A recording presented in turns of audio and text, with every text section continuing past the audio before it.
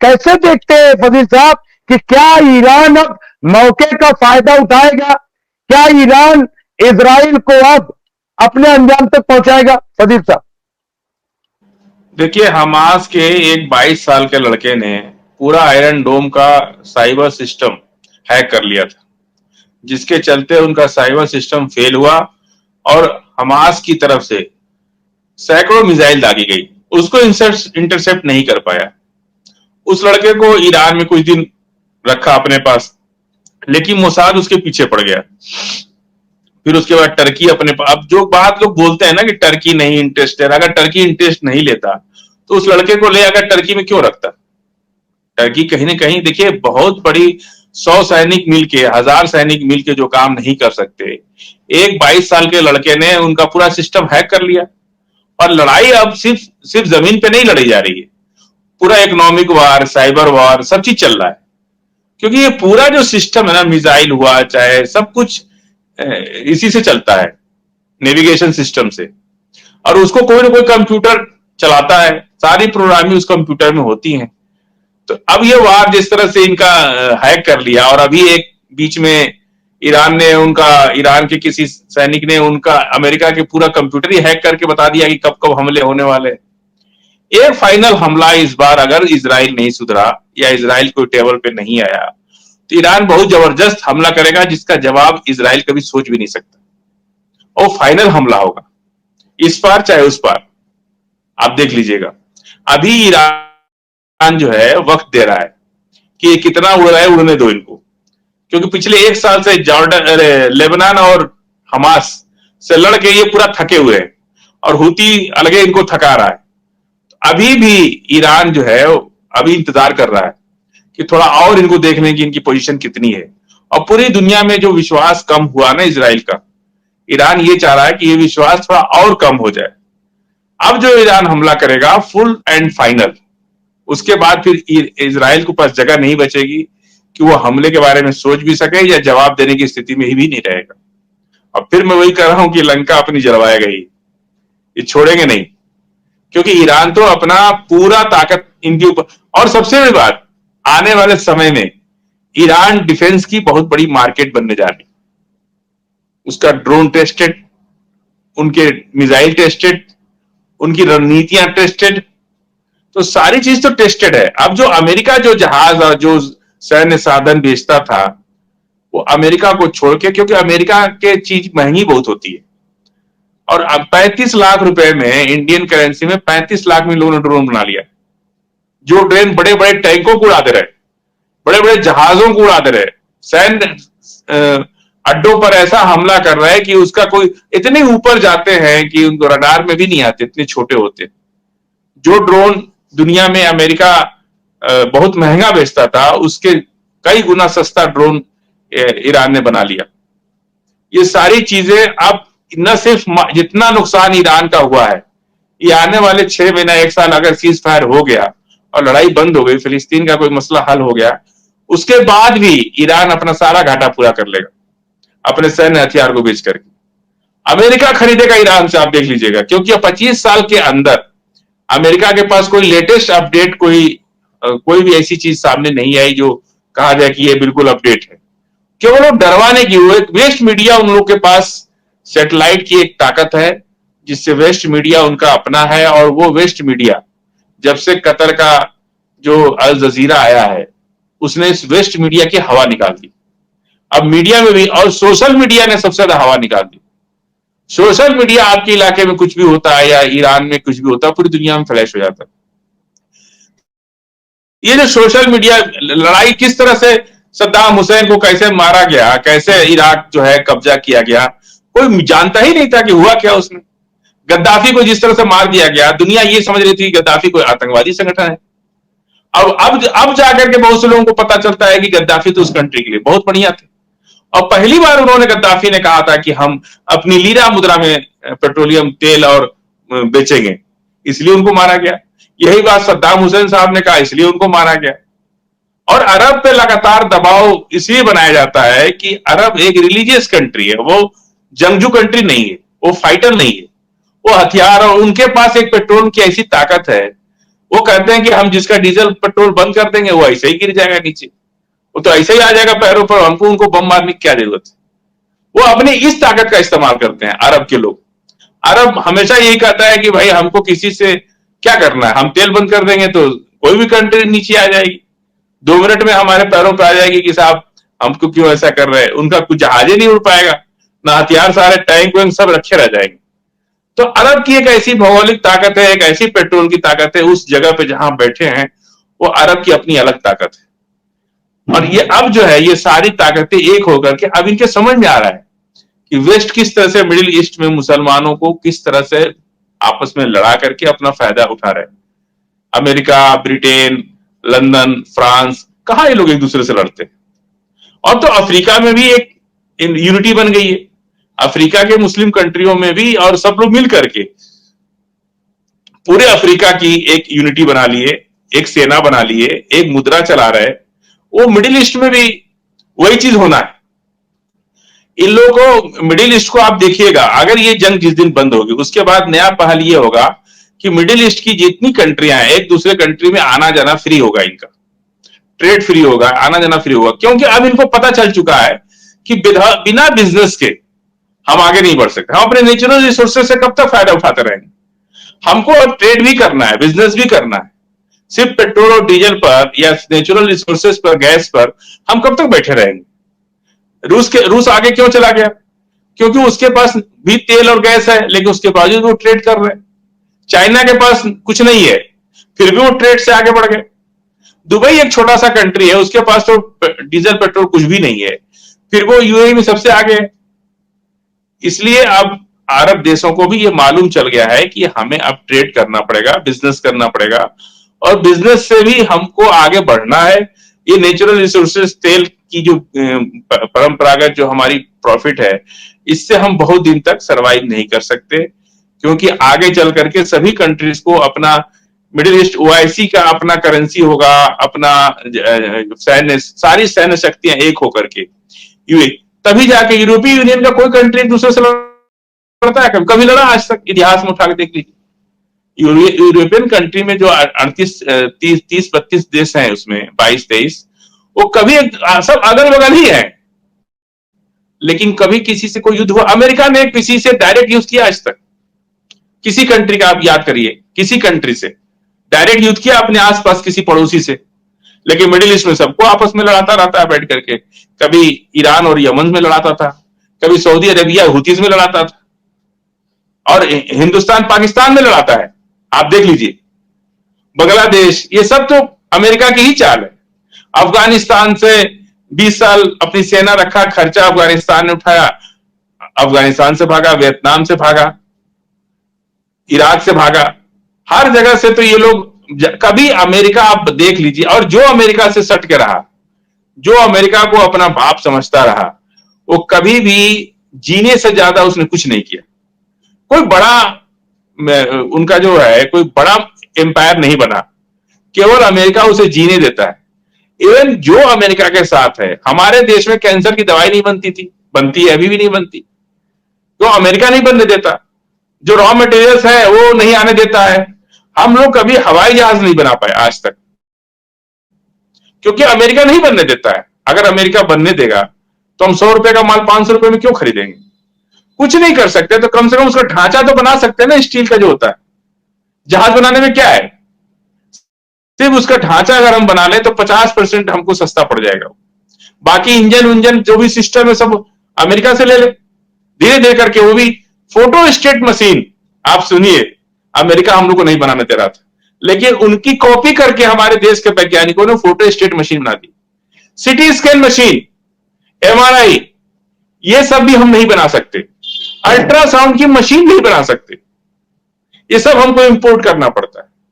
और जब इंडिया में आता है, उनकी कॉपी हमारे वैज्ञानिक, हमारे देश के मिस्त्री बना करके और हॉस्पिटलों में चला रहे। आज 5 करोड़ रुपए का एमआरआई मशीन, जो 50 लाख 60 लाख का पड़ता, अगर हम इंडिया में बनाते थे। एमआरआई जाइए कराने, 10,000 से नीचे कोई नहीं आता है। लेकिन जब वो देश हमारे में बनेगा, 50 लाख का मिलेगा, तो वही एमआरआई 2,500 में, 1,500 में हो जाएगा। सिटी स्कैन की मशीन जब हम बनाने लगे तो हमारे यहाँ 2,000 1,500 में सिटी स्कैन होने लगा। अल्ट्रासाउंड की मशीन, इवन जो डॉक्टर की चेयर होती है, डेंटिस्ट की जो चेयर होती है, वो भी आप नहीं बना सकते उनके हिसाब से, अमेरिका के हिसाब से। आप एक डेंटिस्ट की जिसमें लिटा करके वो दांत ठीक करता है डेंटिस्ट, वो चेयर नहीं बना सकते आप। लेकिन हमारे यहाँ के कई लाख रुपए की पड़ती है अमेरिकन जो लाइसेंस वाली कंपनियों के, अगर आप लेते हैं, और देसी जुगाड़ से जो हमारे लोकल मिस्त्री बना देते हैं, उससे अच्छी चेयर 35,000 या 40,000 में बना देते हैं।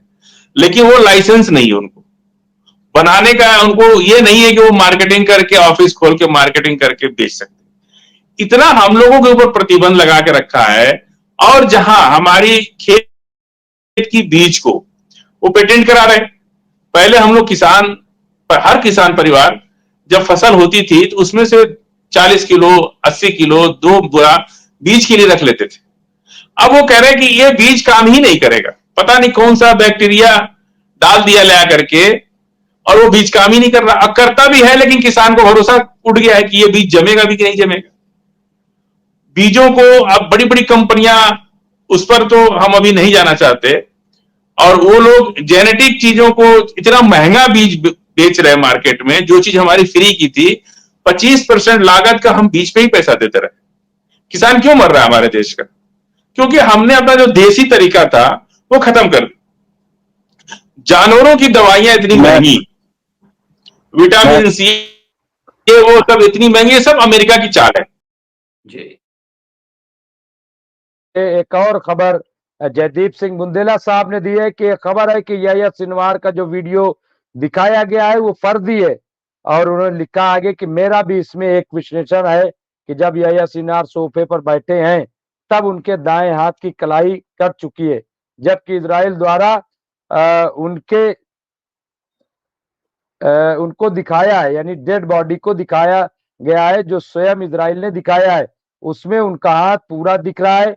इससे ये पता लगता है कि वीडियो फर्जी था। तो बहरहाल बहुत सारी चीजें आ रही हैं। इसमें सलीम साहब लिखा है, शेख कासिम, याह्या सिनवार फिलिस्तीन और दुनिया के आजाद लोगों के लिए वीरता और प्रतिरोध का प्रतीक है, एक ऐसी जाति जिसने याह्या को जन्म दिया। खैर, तो ये तमाम चीजें हैं जो जो जिस बात की तरफ आप इशारा कर रहे हैं और जो बात आप कह रहे हैं, और जो मैंने पूछा था कि क्या इसमें जो है वो जंगबंदी हो सकती है और इसके पीछे, और ये आप सही कह रहे हैं।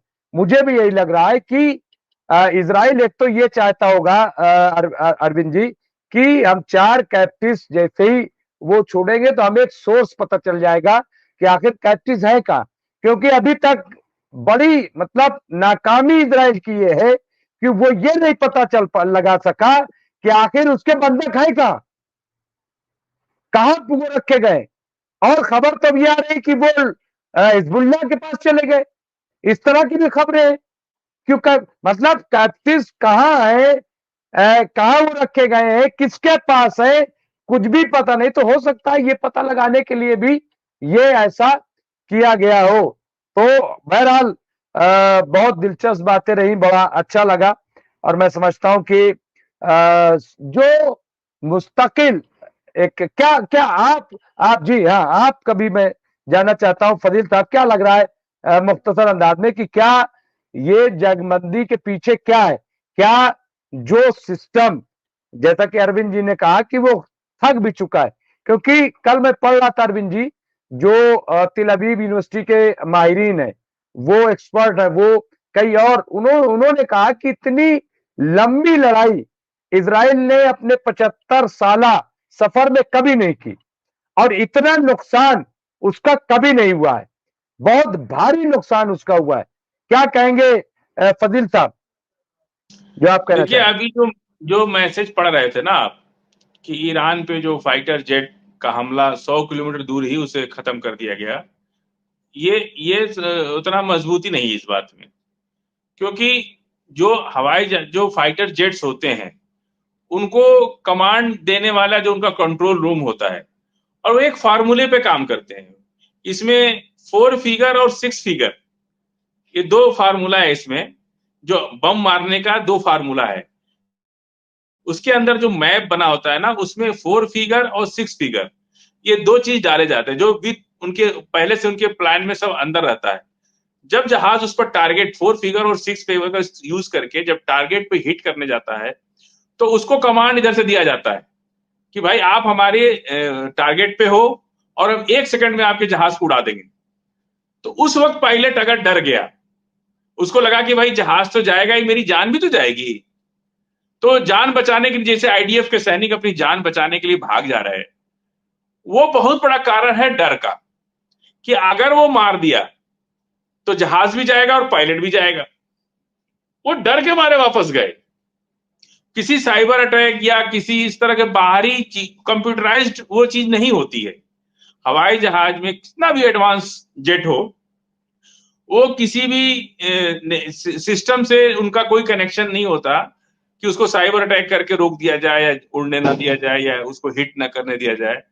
वो भागते तब है जब उनका पीछा किया जाता है, या तो कोई अपने जहाज लेके पीछा करे, या उनको मैसेज दिया जाए वायरलेस पर कि भाई आप हमारे टारगेट में हो और हम 2 मिनट में, 1.5 मिनट में या 30 सेकंड में या 2 सेकंड में आपको हिट करके खत्म कर देंगे, नहीं तो आप वापस चले जाओ।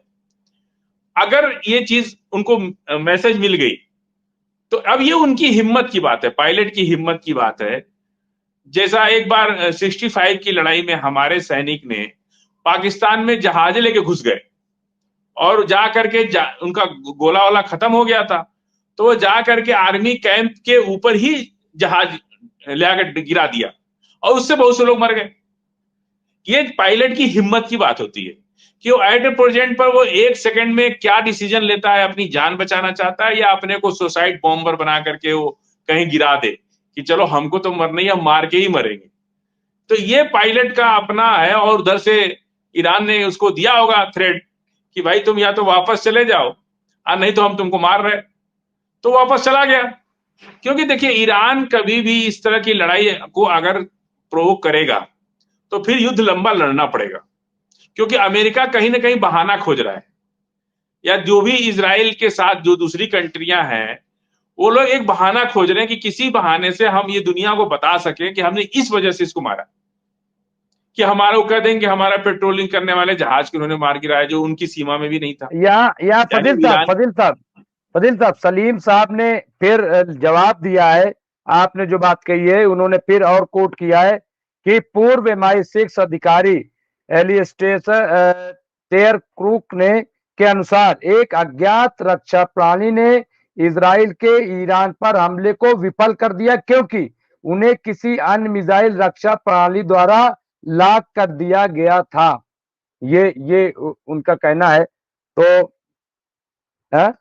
लेकिन अब इस पर हम लोग आगे डिबेट अब क्या करना है, वो अब सबकी हमने जो जो सीखा, आपको मैंने बताया था कि मेरे उस्ताद लोग बहुत अच्छे थे और बेसिक वही है, चाहे हथियार कोई भी एडवांस हो, लेकिन लड़ाई का जो बेसिक है ना, वो वही चीज है।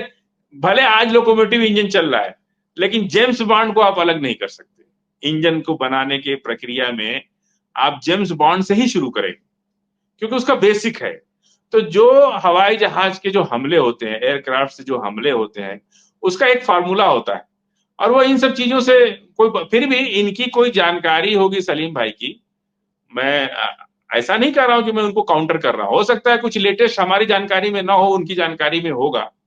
ऐसा नहीं कि मैं सब कुछ जानता हूं, मैं भी ऐसी सुनी सुनाई चीजों पे ही कह रहा हूं।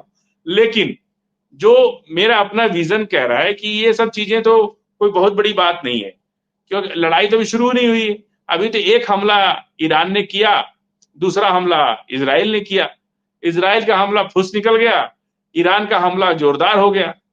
और अभी तो इजराइल को ये डर है कि अगला हमला इतना जबरदस्त होगा कि इजराइल का यस या नो, या तो रावण की लंका जल गई या रावण की लंका बच गई, यही है। और बचेगी तो, अगर एक बार बच गई तो एक बार और हो जाएगा। जाना तो उसे है, जब तक कि रावण मान ना जाए, सीता माता को लौटा ना दे। आज दिवाली का दिन है, हम कह रहे कि फिलिस्तीन वापस कर दो और ये जंग यहीं खत्म करो और दिवाली मनाओ। बहुत बहुत शुक्रिया। बहुत शुक्रिया दोनों हजरात का। अरविंद सिंह तेजावा साहब, आपका शुक्रिया बहुत बहुत। और आपको एक बार फिर बहुत बहुत मुबारक धनतेरस की, दिवाली की। और इसके अलावा तमाम मुल्क के लोगों की, और फजील अहमद साहब आपका बहुत बहुत शुक्रिया, अली जामिन साहब, मोहम्मद हुसैन साहब, सलीम साहब, और तमाम जो राजा सिंह राजपूत साहब, रफीक मकवाना साहब, जयदीप सिंह बुंदेला साहब, गुड्डू सलमानी, इसके अलावा यूनुस चोड़वारा साहब, मोहम्मद रईस, अली हमजा साहब, और हमारे साथ मोहम्मद शकील साहब, मोहम्मद रईस साहब, इसके अलावा हमारे साथ सैम रिजवी साहब और खालिद अख्तर साहब।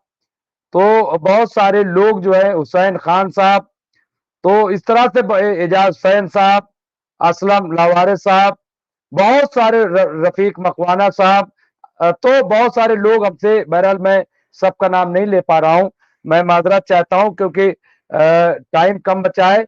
बहुत बहुत शुक्रिया। और मैं सैम रिजवी, मोहम्मद वैस सिद्दीकी साहब, बशीर अहमद, बाबा खान, अली जामिन, तो कई ऐसे नाम जो है, बहरहाल मैं मोहम्मद रईस, तो सबका बहुत बहुत शुक्रिया। और मैं तमाम जो लोग हैं, मैं उनसे गुजारिश करूंगा कि आज हमने शाहिद सिद्दीकी साहब जो साबिक मेंबर पार्लियामेंट और सीनियर जर्नलिस्ट है, उनका मैंने एक बहुत ही खास इंटरव्यू इसी फिलिस्तीन के मसले पर किया है, क्योंकि जियो पॉलिटिक्स में वो इस वक्त जो है बहुत ही सीनियर जर्नलिस्ट, जिनका 50-55 साल का तजर्बा है। वो प्रोग्राम आप लोग अगर जिन्होंने नहीं देखा, जो बहुत सारे लोग तो लाइव जुड़ गए थे, जिन्होंने नहीं देखा वो प्रोग्राम जरूर देखें और शेयर करें। तो आप सबका बहुत बहुत शुक्रिया कि आप हमसे जुड़े, बहुत बहुत शुक्रिया आप तमाम हजरात का। और ये प्रोग्राम हमारा मुसलसल चलता रहता है, आप लोग इसे देखते रहिए। बहुत बहुत शुक्रिया।